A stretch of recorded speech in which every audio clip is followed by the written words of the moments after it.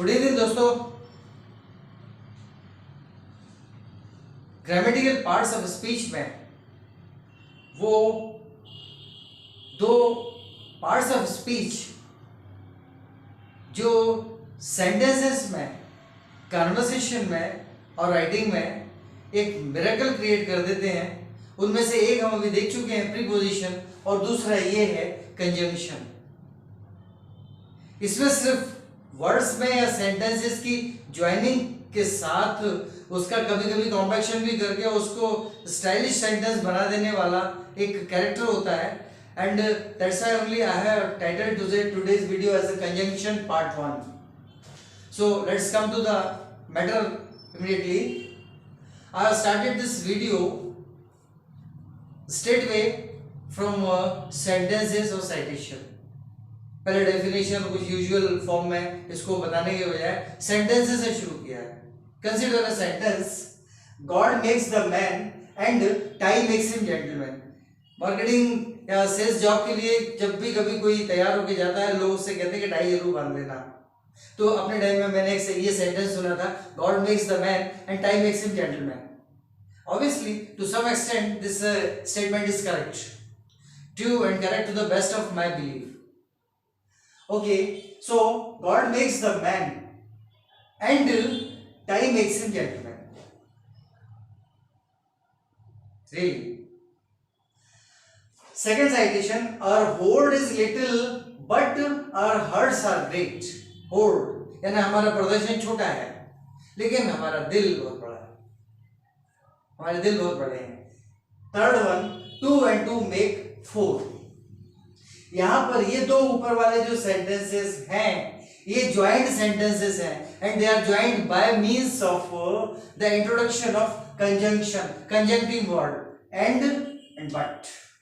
ये यहाँ conjunctive words हैं. दोनों सेंटेंसेस को यहाँ एरो से बताया है, ये यहाँ जुड़े हुए हैं and this jointing point is and here it's but. These are the sentences. Sometimes conjunctival words join the words also, two other words.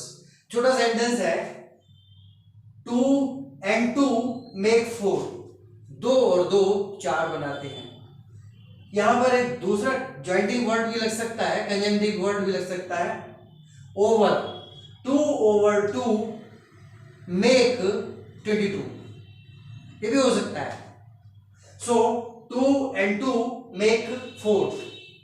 In this sentence, the two words are joined, and the later part makes the part of sentence, rest part of the sentence.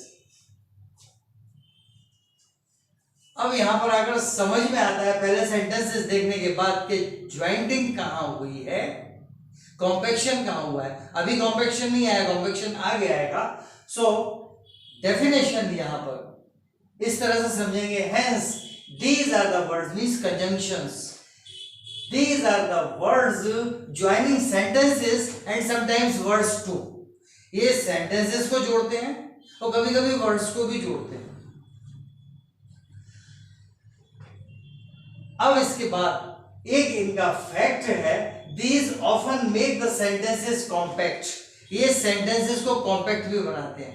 Conjunction का जो normal example है, conjunction के जो normal examples हैं वो तो यहाँ ऊपर दे दिए. अब नीचे यहाँ पर these often make the sentence compact. एक सेंटेंस को कॉम्पैक्ट, एक क्लस्टर टाइप का बना देते हैं, लेकिन वो बड़ा अपीलिंग क्लस्टर होता है.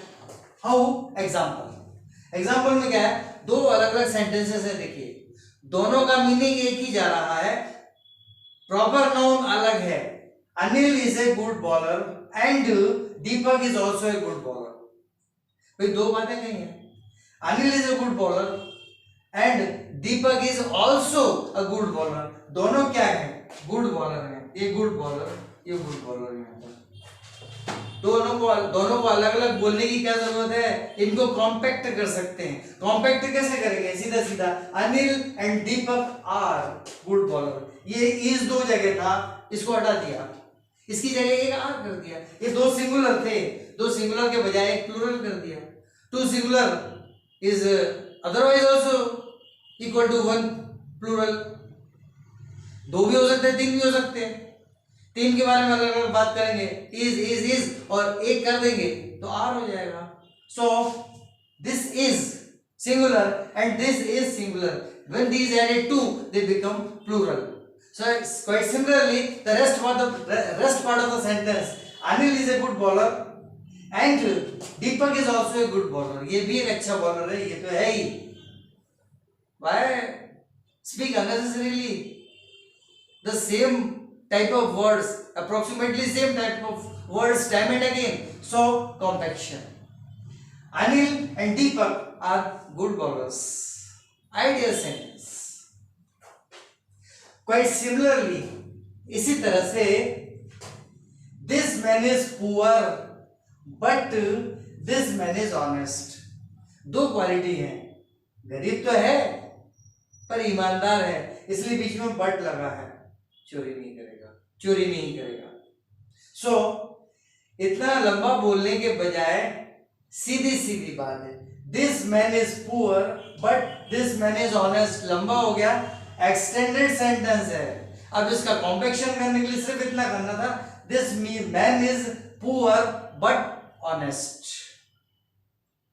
This man is poor but honest. या सिंगुलर प्लूरल का कोई चक्कर नहीं है, लेकिन सेम पर्सन के लिए दो क्वालिटीज दी हुई हैं, तो वहां इज आर नहीं लगेगा, सीधी सीधी बात है, इज ही लगेगा।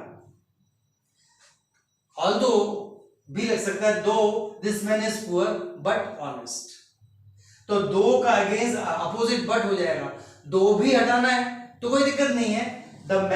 This man is poor but honest, ये एक्सटेंडेड सेंटेंस है, वो कॉम्पैक्ट सेंटेंस है। आपके कन्वर्सेशन में when you happen to face the interview, these things are very vigilantly observed, बहुत सतर्कता के साथ इंटरव्यूअर आपको देख रहे होते हैं, because they are experienced one है। If you understand these things at this stage and follow them, सबसे पहला काम आपको ये करना है कि इसको अपने ये सेंटेंसेस याद हैं, इनकी जगह कुछ और भी कर सकते हैं, तो वो अपने यूज में लेंगे, स्पोकन इंग्लिश भी परफेक्ट होगी और ग्रामर के ऊपर आपका कमांड आएगा।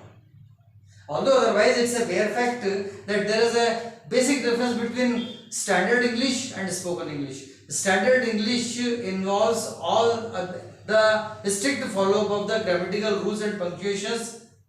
On the other hand, in case of spoken English, grammatical rules and punctuations are not at all considered. If they are there, it's all right. So why shouldn't they be there? Grammatical rules and punctuation वहाँ क्यों ना हो सकते हैं। आप अगर इन चीजों को समझे, छोटी छोटी बातें हैं ये, जैसे प्रीपोजिशन है, कंजंक्शन है, ये ही स्टाइलिश बनाते हैं। देख लीजिए, बस अगले पार्ट में और इससे ज्यादा इंटरेस्टिंग कुछ बताऊंगा, पर आज इतना ही। वो नेक्स्ट टाइम। Good night.